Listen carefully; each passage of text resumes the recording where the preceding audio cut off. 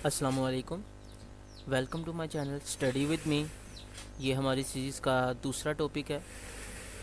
तो अगर आप चैनल पे नए हैं तो आप चैनल को सब्सक्राइब करें और बेल आइकन को प्रेस करें ताकि आने वाली इस तरह की मज़ीद इन्फॉर्मेशन वीडियोस आपको मिलते रहें।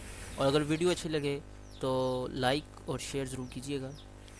तो आज हमारा जो टॉपिक है वो है सेल साइकिल।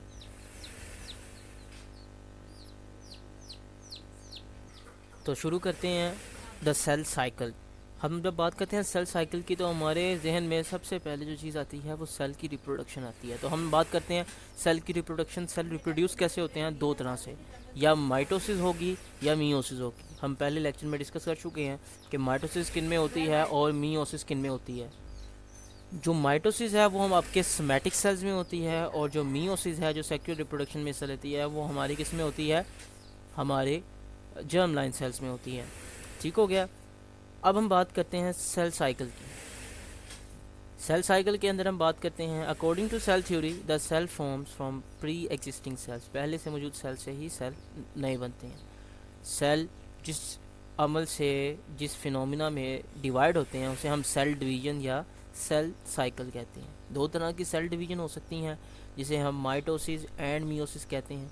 माइटोसिस आपकी सिंपल सेल डिवीजन है जिसके अंदर क्रोमोसोम्स की तो जो तादाद है, जो नंबर्स हैं वो सेम रहते हैं, वो कम नहीं होते।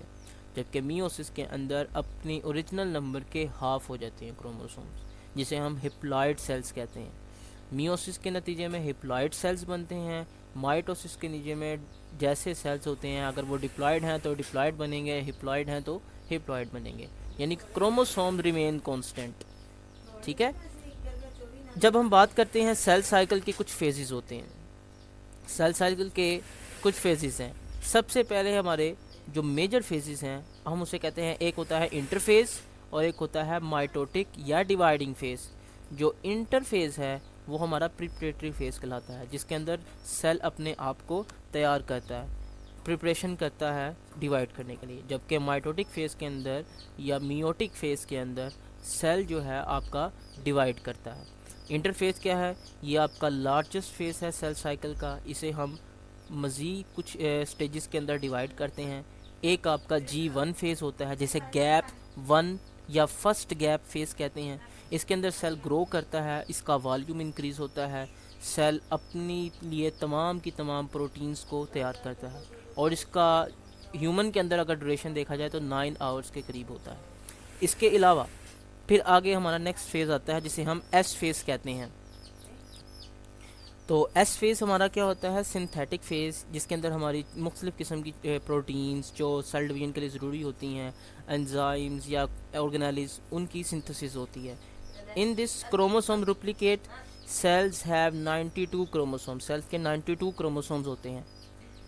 It is about 10 hour. ये 10 आवर का फेज़ होता है, 10 घंटों के अंदर अंदर कंप्लीट होता है। जब हम बात करते हैं इसके बाद हमारा जो है फेज़ शुरू हो जाता है सेकंड गैप फेज़, जिसके अंदर ऑर्गेनेली डुप्लीकेट करती हैं। पहले हमने देखा सबसे पहले फेज़ के अंदर सेल अपने आप को प्रिपेयर कर रहा था ग्रो करने के लिए, मुख्तलिफ़ किस्म की प्रोटीन्स प्रिपेयर कर रहा था, एनर्जी ले रहा था, एनर्जी प्रोवाइड करने के लिए सेल डिवीजन को एनर्जी क्रिएट कर रहा था। एस फेज़ के अंदर हमने देखा क्रोमोसोम डुप्लीकेट कर जाते हैं, और जो कि हम देख रहे हैं G2 फेज़, जिसे हम सेकंड गैप फेज़ कहते हैं, उसके अंदर हमारे ऑर्गेनेली डुप्लीकेट करते हैं।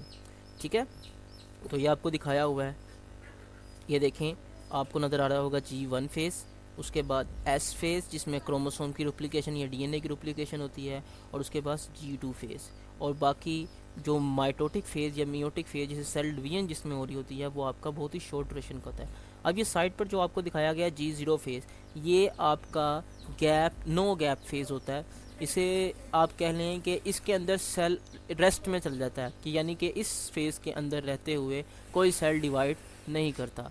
जिस तरह के इसकी सबसे बेस्ट एग्जांपल आपकी नर्वस सिस्टम के जो सेल्स होते हैं वो इस G0 फेज़ के अंदर प्रेजेंट होते हैं। क्यों? वो इसके अंदर रहते हैं और ग्रो नहीं करते। ठीक है।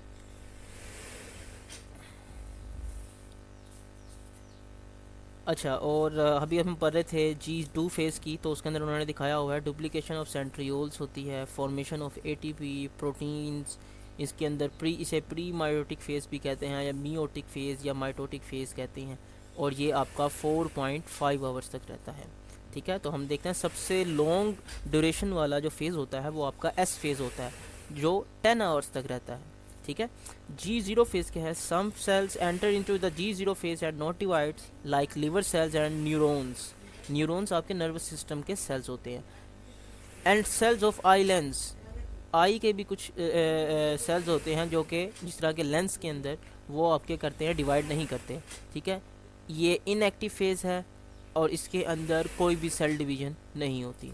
अब हम बात करते हैं माइटोटिक फेज़ की। इसमें सेल डिवाइड्स होता है और ह्यूमंस के अंदर मोस्टली ये 30 मिनट का होता है। इसके अंदर दो इम्पोर्टेंट चीज़ें हैं, एक आपकी साइटोप्लाज्म की डिवीज़न है और एक आपकी न्यूक्लियस की डिवीज़न है। साइटोप्लाज्म और न्यूक्लियस की डिवीज़न, और एक आपकी न्यूक्लियस की डिवीज़न एक आपकी न्यूक्लियस की डिवीज़न और एक आपकी साइटोप्लाज्म और सेल मेम्ब्रेन की डिवीज़न होती है। कैरियोकाइनेसिस क्या है? कैरियोकाइनेसिस आपके न्यूक्लियस की डिवीज़न है। ठीक है, इसके भी आगे कुछ फेजेस में इन्हें डिवाइड किया जाता है। सबसे पहले आता है प्रोफेज। प्रो से भी जब आपको लफ्ज़ याद आएगा तो अबव चीज़ उसकी हम बात करेंगे। तो नॉन डिवाइडिंग फेज है ये। इसके अंदर क्रोमोसोम कंडेंस होते हैं और क्या बनते हैं, एक प्रॉपर स्ट्रक्चर बनाते हैं। वो प्रॉपर स्ट्रक्चर जो हमने बात की थी ना, जो क्रोमाटिन थी, वो जो क्रोमाटिन थ्रेड लाइक स्ट्रक्चर थी, वो अब क्रोमोसोम की शक्ल में अपेयर होना शुरू हो जाती है। Cytoplasm become more viscous, spindle fibre made by centrioles. Spindle fibre कौन बनाते हैं? सेंट्रियोल्स, हमने पीछे पढ़ा था। Nuclear envelope break and nucleolus disappear. इसमें न्यूक्लियर इन्वेलप ब्रेक कर जाता है और आपके जो क्रोमोसोम्स होते हैं वो बाहर आ जाते हैं, न्यूक्लियस से बाहर आ जाते हैं, और जो न्यूक्लियोलस होता है वो ख़त्म हो जाता है। मेटाफेज ये आपकी वो फेज़ होता है जिसके अंदर क्रोमोसोम एक प्लेट बनाते हैं। Chromosome arrange in the equator plate, वो एक इक्वेटर प्लेट के अंदर अरेंज होते हैं और एक क्रोमोसोमल मेटाफेजियल प्लेट बनती है जिसके साथ स्पिंडल फाइबर अटैच होते हैं। ठीक है, और काइनेटोकोर के साथ स्पिंडल फाइबर अटैच होते हैं। जब वो अगर मैं आपको शेप दिखाना चाहूँ तो कुछ इस तरह की शेप होती है जो हम नेचुरली तौर पर क्रोमोसोम की देखते हैं।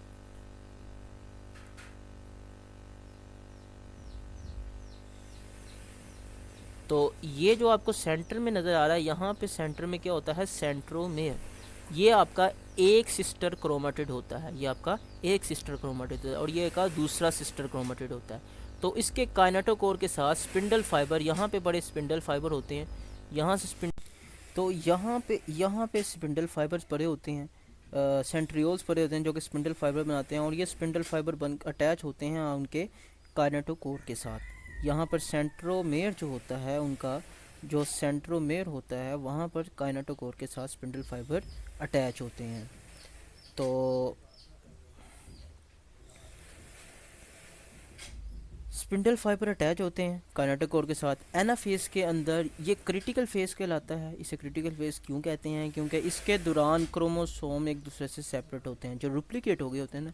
तो याद रखिएगा, वो जो म्यूटेशन होती है, वो जो आपके पास सिंड्रोम्स वगैरह की अपीयरेंस आती है, वो इसी फेज़ की वजह से होती है।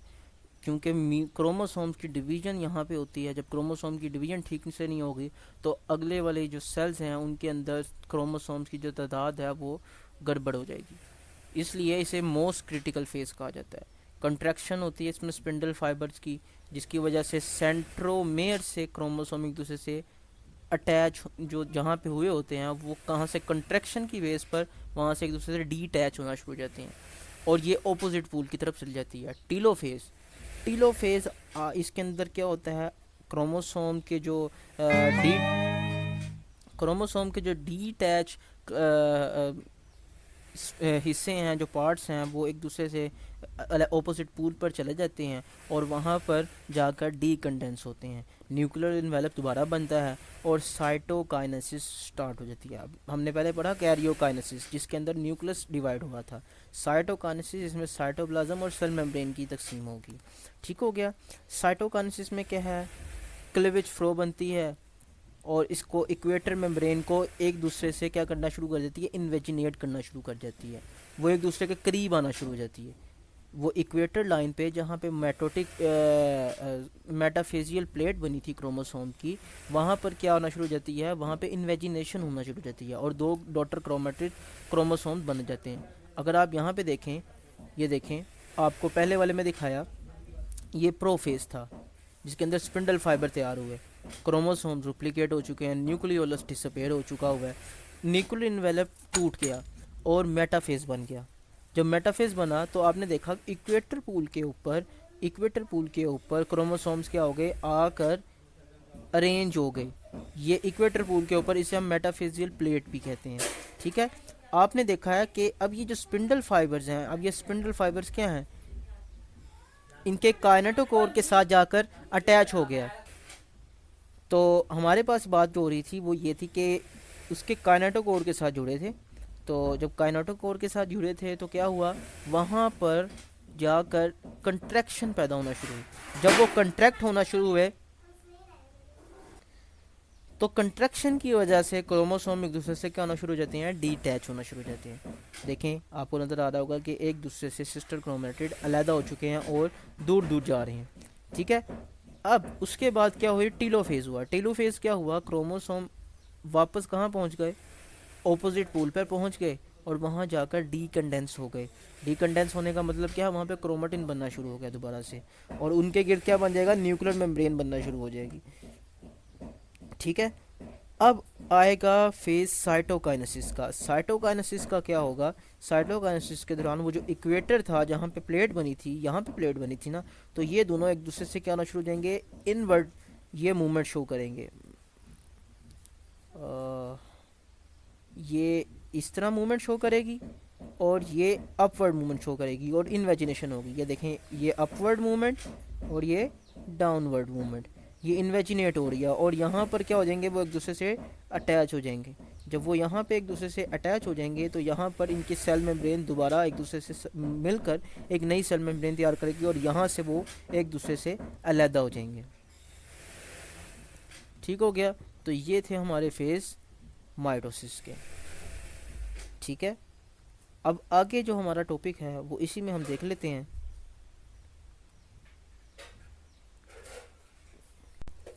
वो है जी हमारा टिश्यूज़। तो हम टिश्यू के अंदर देखते हैं कि हमारी बॉडी के अंदर किस तरह टाइप्स के टिश्यूज़ प्रेजेंट हैं और हर एक को हम जो है थोड़ी थोड़ी ओवरव्यूज़ उसके जो है वो देख लेते हैं। तो सबसे पहले हम देखते हैं tissue. They are the collections of cells. हमने पढ़ा हुआ है, छोटी क्लासों में हम पढ़ते आए हैं कि जब हम हमने छोटी क्लासों में पढ़ा था कि जब सेल्स बहुत सारे मिलते हैं तो क्या बनते हैं, टिश्यूज़ बनते हैं। और ऐसे सेल्स जिनका एक ही फंक्शन हो, related to one function, related to same function, उन्हें हम टिश्यू कहते हैं। ठीक है, अ सेल कलेक्शन, एक सेल की कलेक्शन जो एसोसिएटेड टू स्पेसिफिक फंक्शन, उसे हम टिश्यू कह रहे होते हैं। They are classified on the basis of shape, size and function. ये मुख्तलिफ तरह से डिवाइड किए जाते हैं, उन्हें शेप की बिना पर, साइज़ की बिना पर, फंक्शन की बेस के ऊपर। मोस्टली जो हम टिश्यू देखते हैं वो 4 टाइप्स के होते हैं। एक होते हैं एपिथेलियल टिश्यूज़, एक होते हैं कनेक्टिव टिश्यूज़, एक मसल टिश्यूज़ और एक नर्वस टिश्यूज़।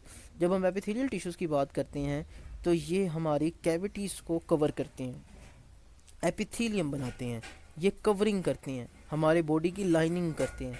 होलो ऑर्गन्स कौन से होते हैं, ऐसे ऑर्गन जिनके अंदर कुछ नहीं होता, जिस के मिसाल के तौर पर हमारा जो स्टमक है वो एक होलो ऑर्गन है, इसी तरीके से इंटेस्टाइन होलो ऑर्गन है।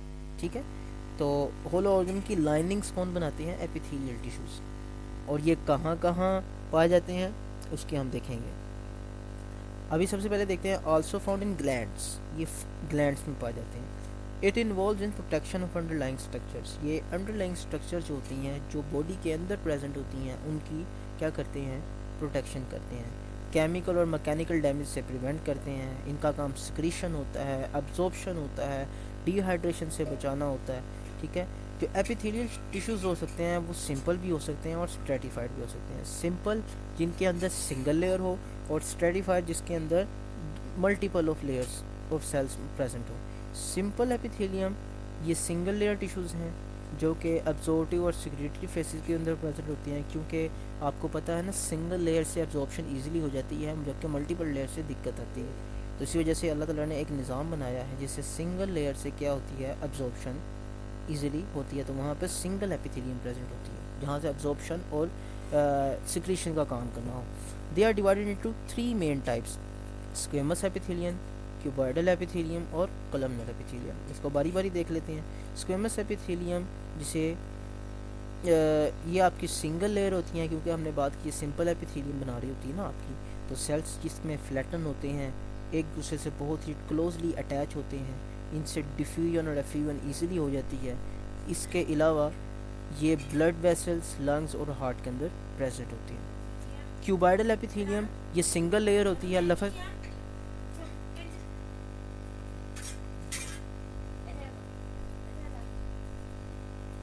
तो लफ्ज़ से ही शो हो रहा है क्यूबॉइडल, तो क्यूबॉइडल का मतलब क्या होगा, क्यूब फॉर्म। तो ये सिंगल लेयर होते हैं, इनकी शक्ल क्यूब की तरह की होती है, सेल्स की शक्ल क्यूब की तरह की होती है, और ये मोस्टली सिक्रीशन के अंदर इन्वॉल्व होते हैं। मिसाल के तौर पर गोबलेट सेल्स की ये एग्जांपल जो है इसमें बेस्ट बैठेगी। Involve in secretion, present in the kidney tubules and found in some glands. ठीक है, आगे आते हैं कॉलमनर एपिथेलियम। लफ्ज़ से ही शो हो रहा है कॉलमनर, कॉलम की शक्ल के, लंबूतरे किस्म के, long elongated single layer of cells. Cells are rectangular shape, present in the digestive canal and gallbladder.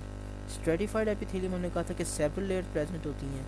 ठीक है, it consists of several layer of cell basement membrane absent, mainly are of two types, जिसे stratified squamous epithelium या transitional epithelium कहते हैं। जो stratified squamous epithelium है वो आपके number of cells से बने, क्योंकि ये एक किस्म का stratified epithelium की मिसाल है। तो सेल्स इनमें फ्लैटन होते हैं। इनके भी आगे 2 टाइप्स हैं, एक कैरेटिनाइज्ड होते हैं, एक नॉन कैरेटिनाइज्ड होते हैं। जो कैरेटिनाइज्ड होते हैं जो उनमें कैरेटिन पाया जाता है, वो आपके रफ़ एंड ड्राई सरफेसेस पे पाए जाते हैं, क्योंकि इन्होंने इन्वायरमेंट को डायरेक्ट बेरी करना होता है, और वहाँ से उनको प्रोटेक्ट करने के लिए, ऑर्गन्स को प्रोटेक्ट करने के लिए ये वहाँ पर प्रेजेंट होते हैं। ठीक है, इसकी सबसे जो बेस्ट एग्जांपल अगर आपको दें तो स्किन और नेल्स, ये कैरेटिनाइज्ड एपिथेलियम की मिसालें हैं, स्ट्रेटिफाइड एपिथेलियम की। जबकि ये जो लेयर्स हैं इनके अंदर डेड एपिथेलियम भी प्रेजेंट होता है। इनके सेल्स न्यूक्लियस को लूज़ कर चुके होते हैं, इनके अंदर प्रोटीन जिसे कैरेटिन कहते हैं वो पाई जाती है, इसी वजह से हम इसे कैरेटिनाइज्ड स्ट्रेटिफाइड एपिथेलियम कह रहे हैं। जबकि नॉन कैरेटिनाइज्ड ऐसे होते हैं जिनके अंदर प्रोटीन्स नहीं होती, उनमें मज़ीद एक्टिव लेयर सेल्स की मौजूद होती है, और ये सरफेस को क्या करते हैं, मॉइस्चर प्रोवाइड करते हैं। ठीक है, और ये आपको ड्राइंग से बचाते हैं, उन सरफेसेस को ड्राइंग से बचाते हैं। मिसाल के तौर पर आप ऐसे कह लीजिए कि जो आपकी आइज़ के अंदर जो सेल्स होते हैं जो टीयर प्रोड्यूस करते हैं। ठीक है, ट्रांजिशनल एपिथेलियम, ट्रांजिशनल एपिथेलियम ये भी क्योंकि एक स्ट्रेटिफाइड एपिथेलियम की मिसाल है, तो इसमें भी बहुत सारे सेल के लेयर्स प्रेजेंट होंगी। इनके जो सेल होते हैं वो पीयर शेप्ड होते हैं, ये मोस्टली यूरिनरी ब्लैडर में पाए जाते हैं, और ये ब्लैडर के फिल होने के अंदर स्ट्रेचिंग के जो है वो मूवमेंट को अलाउ करती हैं। अब आगे जाते हैं कनेक्टिव टिश्यूज़। सबसे पहले हमने एपिथेलियम टिश्यू पढ़ी। कनेक्टिव टिश्यू लफ्ज़ से ही पता चल रहा है कि ये कनेक्ट करते हैं। It is the most abundant tissues in human body, it supports other tissues, क्योंकि कनेक्ट कर रहे हैं, it connect the other tissues, उसी से लाइन निकली है। Cells are present in extracellular matrix, cells are present in extracellular matrix, ये extracellular matrix में प्रेजेंट होते हैं, और इनके जो मेजर फंक्शन हैं बाइंडिंग करना, प्रोटेक्शन, ट्रांसपोर्ट, इंसुलेशन, ये कनेक्ट के लिहाज से सर ये आपने फंक्शन जो है इसमें देख लेते हैं। सेल्स इन कनेक्टिव टिश्यूज़, इनमें कौन कौन से हो सकते हैं, एक हो सकते हैं fibroblast, they are the large cell with irregular processes, इनके प्रोसेस इर्रेगुलर होते हैं, इनके अंदर कोलेजन होता है, इनके अंदर फाइबर्स होता है, इनका एक्स्ट्रा सेलुलर मटीरियल होता है जो इन्हें क्या कर रहा होता है, इर्रेगुलर बना रहा होता है। इनके अंदर फाइन कोलेजन होता है जो इन्हें सपोर्ट प्रोवाइड करने के लिए मजबूती दे रहा होता है, और ये बड़ी एक्टिव टिश्यूज़ होती हैं। ये मोस्टली जो होते हैं, जो फिब्रोब्लास्ट होते हैं, ये हीलिंग के अंदर जो है इन्वॉल्व होते हैं। फैट सेल्स जिन्हें हम एडिपोसाइट्स कहते हैं, फैट सेल्स, आपको लफ्ज़ से पता चल रहा है फैट सेल्स, तो इसमें फ़ैट मौजूद होगी, यानी कि अंदर फैटी कंटेंट्स इनमें क्या होंगे, ज़्यादा होंगे। तो जितनी फ़ैट ज़्यादा होगी उस हिसाब से इनकी शेप्स और साइज़ क्या करेंगे, वेरी करेंगे। ठीक हो गया। मैक्रोफेजिस, लफ्ज़ क्या है, मैक्रोफेज। फेज कोई ऐसा ऑर्गेनिज्म या ऐसी इंटेंटिटी जो दूसरों को इंगल्फ करे, उसे फेज कहते हैं। ठीक है। मैक्रोफेज बहुत बड़े सेल्स जो क्या करते हैं, सेल को इंगल्फ करते हैं। तो ये इधर से ही आप याद रख लें, इनका मेन फंक्शन क्या होगा, एंटीजन्स को या फॉरेन बॉडीज़ को क्या करना, इंगल्फ करना। Irregular shaped cells with granules in the cytoplasm, some are fixed and other are motile. कुछ फिक्स होते हैं और कुछ क्या होते हैं, मोटाइल होते हैं। कुछ स्टेशनरी होते हैं और कुछ क्या कर सकते हैं, मूव कर सकते हैं। ठीक हो गया। इसके अलावा क्योंकि मैंने आपको बताया फॉरेन बॉडीज़ को क्या कर रहे होते हैं, इंगल्फ कर रहे होते हैं, इसी वजह से हम ये इम्यूनिटी के अंदर रोल इम्पोर्टेंट प्ले कर रहे होते हैं। तो इसलिए हम इन्हें कहते हैं कि ये बॉडी डिफेंस में काम करते हैं, क्योंकि ये इंगल्फ कर रहे होते हैं। ठीक हो गया। तो ये हमारे फैगोसाइटोटिक एक्टिविटी में इन्वॉल्व होते हैं। इसके अलावा जो हमारे पास वुंड होता है, अब जहाँ पे वुंड बनता है तो ये वहाँ पे क्या करते हैं, इन्वेड करते हैं और वहाँ पर डेब्रिस को और बैक्टीरिया और फॉरेन बॉडीज़ को क्या करते हैं, इंगल्फ करके वहाँ पे वुंड की प्रोटेक्शन करते हैं। ठीक है। अच्छा, उसके बाद आ जाते हैं ल्यूकोसाइट्स एंड प्लाज्मा सेल्स। ठीक है। और इसके अलावा आपको पता है ल्यूकोसाइट्स एंड प्लाज्मा सेल्स ये मुख्तलिफ फंक्शन प्रोवाइड करते हैं, ये भी इम्यूनिटी के ही सेल्स होते हैं और ये फंक्शंस प्रोवाइड कर रहे होते हैं। इसके अलावा मास सेल्स हैं, they are found in loose connective tissues and under the fibrous capsule of some organs, produce granules containing heparin, histamine and other substances. ये मास सेल्स होते हैं जो कि कनेक्टिव टिश्यूज़ की मिसाल। It release when the cells are damage by disease और injury. Disease और injury के अंदर ये निकलते हैं और ये इनका भी मेन काम इम्यूनिटी के अंदर ही रोल प्ले करना होता है, वुंड हीलिंग के अंदर। Some of the types of connective tissues उन्होंने बताया, लूज जिसे एरुलर कनेक्टिव टिश्यूज कहते हैं, ये generalise type of connective tissues हैं। The matrix is semi solid with many fibroblast and some fat cells, इनके अंदर प्रेजेंट होते हैं। मास सेल इनके अंदर होते हैं और मैक्रोफेजेस इनके अंदर होते हैं। ठीक है। Widely spread by elastic and collagen fibres, ये जो सेल्स होते हैं वो एक दूसरे से क्या करते हैं, एक दूसरे से सेपरेट होते हैं कोलेजन फाइबर्स की बिना पर और इलास्टिक फाइबर्स की बिना पर एक दूसरे से क्या होते हैं, सेपरेटेड होते हैं। ये मोस्टली हर एवरी बॉडी पार्ट के अंदर प्रेजेंट होते हैं। ठीक है। इनके इसके अलावा इनका जो मेन जो होता है फंक्शन आप कह लें, ये इलास्टिसिटी प्रोवाइड करते हैं और वहाँ पे स्ट्रेंथ प्रोवाइड करते हैं। ये सपोर्ट का काम करते हैं, जिस तरह के स्किन के अंदर प्रेजेंट होते हैं, मसल्स के अंदर बिटवीन प्रेजेंट होते हैं, ब्लड वेसल्स और नर्व पे प्रेजेंट होते हैं, वहाँ पे सपोर्टिव टिश्यूज़ का काम कर रहे होते हैं, वहाँ पे प्रोटेक्शन प्रोवाइड कर रहे होते हैं। इसके अलावा एडिपोज टिश्यूज़ जिसे एडिपोसाइट्स कहते हैं, इन्हें फैट सेल्स भी कहा जाता है। ठीक है। ये वाइट एडिपोज हो सकते हैं जो कि 20 to 25% ऑफ बॉडी वेट बनाती है। ठीक हो गया। और it is found in supporting the kidneys and eyes between muscle fibres and under the skins, आपकी एडिपोज टिश्यूज प्रेजेंट होते हैं। ये लोकेशंस डिफरेंट बताई हुई हैं। ये थर्मल इंसुलेटर के तौर पर काम करती हैं। इनका मेन जो फंक्शन आप कह लें वो ये होता है थर्मो रेगुलेशन, ये एनर्जी को स्टोर करती हैं। इसके अलावा ब्राउन एडिपोज टिश्यूज़ होते हैं। ब्राउन एडिपोज टिश्यूज़ क्या हैं, ये न्यू बोन के अंदर प्रेजेंट होते हैं। इनके पास कैपिलरी नेटवर्क होता है और ये इनकी जो स्मॉल अमाउंट है वो एडल्ट में प्रेजेंट होती है। ये जेपीज एसेंशियल में लिख दिया है, लेकिन मोस्टली इसके अंदर जो है अडल्ट्स के अंदर ये रेयरली बहुत ही थोड़ी मिकदार में प्रेजेंट होती है या फिर होती नहीं है। ठीक है। लिम्फोइड टिश्यूज़ ये रेक्टेंगुलर टिश्यूज़ हैं। सेमी सॉलिड मैट्रिक्स होता है इनका, जिसमें रेटिकुलन फाइबर्स होते हैं। इनके अंदर reticular cells, white blood cell जिसे मोनोसाइट्स और लिम्फोसाइट कहते हैं वो प्रेजेंट होते हैं। ये लिम्फ नोड्स के अंदर पाए जाते हैं। इनके अंदर तकरीबन ऑर्गन्स जितने भी हैं लिम्फेटिक सिस्टम के, ये वहाँ पर प्रेजेंट होते हैं और वहाँ पे ये मुख्तलिफ किस्म की सपोर्ट्स एंड प्रोटेक्शन प्रोवाइड करते हैं। डेंस कनेक्टिव टिश्यूज़ फाइबर्स और सेल्स की लूज कनेक्टिव टिश्यू से इनमें जो है फाइबर्स ज़्यादा होते हैं। ठीक है। क्योंकि इनमें फाइबर ज़्यादा इसी वजह से ये डेंस होते हैं, लेकिन इनमें सेल्स जो हैं वो थोड़े कम होते हैं। इनके मिसालें फिब्रस टिश्यूज़ है, made up mainly of closely packed bundles of collagen fibres with very little matrix. Fibrocytes old and incentive fibroblasts are few in number and are found laying in rows between the bundles of fibers। वो fibers के जो bundles हैं उनके दरमियान ये पाए जाते हैं। फिब्रस टिश्यूज़ कहाँ पाए जाते हैं? जहाँ पे लिगामेंट्स बन रहे हों, जहाँ पे बोन एक दूसरे से अटैच हों, टेंडन्स की फॉर्म के अंदर, ये वहाँ पे पाए जाते हैं। ठीक है।